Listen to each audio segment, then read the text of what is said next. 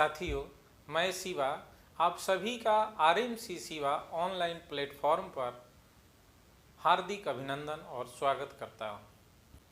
दोस्तों, जिंदगी में कई ऐसे पहलू होते हैं जिनसे आपको प्रेरणा मिलती रहती है।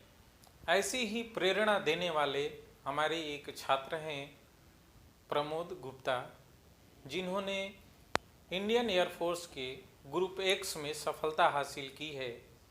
मुझे विश्वास है कि इनको सुनने के बाद आपकी दिशा और दशा में कुछ परिवर्तन तो जरूर होगा। तो आइए इनसे हम बात करते हैं। इन्होंने सफलता कैसे प्राप्त की है ये आपको बतलाएंगे। प्रमोद अब हमारे बीच आ गए हैं। ये आप लोगों को बतलाएंगे कि इनको सफलता कैसे मिली।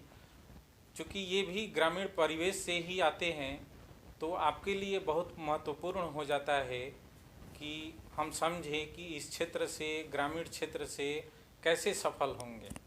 तो आइए इनके बारे में हम लोग जानकारी हासिल करते हैं।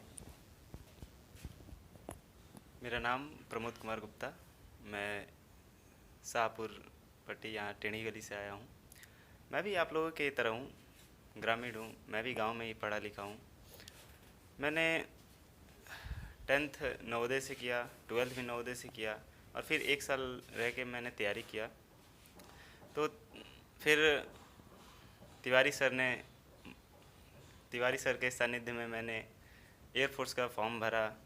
तिवारी सर ने ही कहा कि मेरे लिए कैरियर गाइडेंस का काम इन्होंने किया।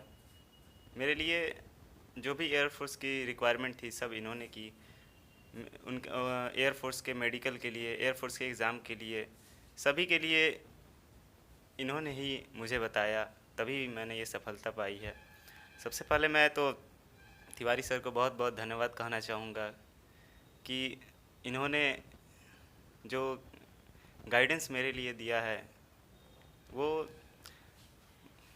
कहीं भले ना मिले, लेकिन शाहपुर में रामाधर कॉम्प्लेक्स में ये इनका कोचिंग है, जो रामानुजन मैथमेटिक्स क्लासेस इनके नाम से है। और यहाँ पे तो बेसिक से यहाँ मैं पढ़ा भी हूँ। और यहाँ का मैं अगर बात करूँ तो इनका जो गाइडेंस है, इनके गाइडेंस में निश्चित रूप से सफलता आपके कदमों में रहेगी। सफलता को आप ज़रूर छुएंगे अगर इनके गाइडेंस में रहेंगे। तो ये इनका जो पढ़ाने का तरीका है मुझे वो बहुत अच्छा लगता है, जो कि मतलब बेसिक से लेके थोड़ा ऊपर लेवल तक सब समझ में आ जाता है। ये मुझे सबसे अच्छा लगता है। बस इतना ही कहना चाहूँगा। और एयरफोर्स के लिए जो तैयारी का अगर मैं बताऊँ तो मैंने कुछ ज़्यादा नहीं, बस 11th और 12th थोड़ा अच्छे से पढ़ा था, ज़्यादा भी नहीं, थोड़ा अच्छे से पढ़ा था। बस इतने में मेरा एयरफोर्स में सिलेक्शन हुआ। और एयरफोर्स का एग्ज़ाम इतना टफ भी नहीं है, हर कोई निकाल सकता है।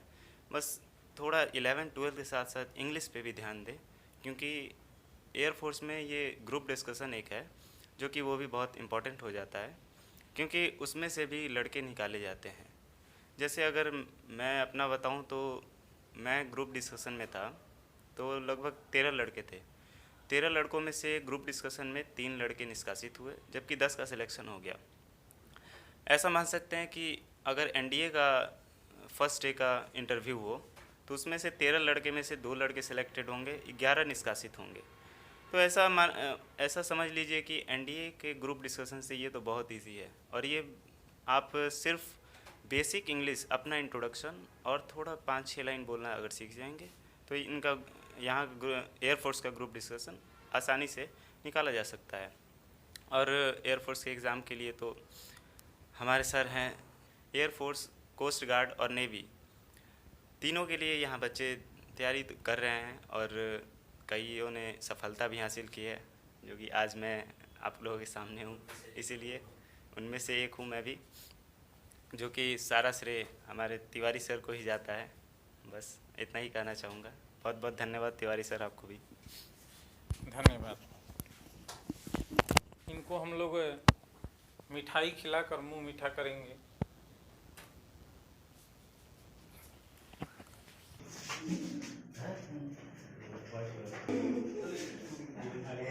साथियों, मुझे उम्मीद है कि इनसे आप लोगों को थोड़ी बहुत प्रेरणा तो मिली होंगी। अब मैं कुछ पंक्तियां बोलना चाहूँगा, इसको आप लोग ध्यान से सुनिएगा। कि ना संघर्ष ना तकलीफ़ तो क्या मज़ा है जीने में, ना संघर्ष ना तकलीफ़ तो क्या मज़ा है जीने में, बड़े बड़े तूफान थम जाते हैं जब आग लगी हो सीने में। तो सीने में आग को लगाए रखिए, सफलता आपके कदमों को चूमेगी, ऐसा मेरा विश्वास है। बहुत बहुत धन्यवाद। इन्होंने अपनी सफलता का श्रेय हमको दिया। मुझे लगता है कि इसके लिए परीक्षार्थी ज़्यादा जिम्मेवार है। धन्यवाद। धन्यवाद सर।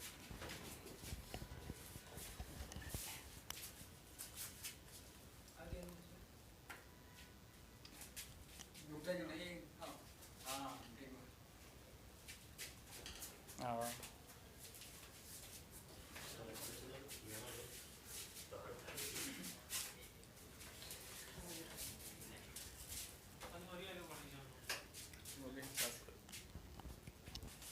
इस बैच के कुछ विद्यार्थी भी इनको मिठाई खिला रहे हैं।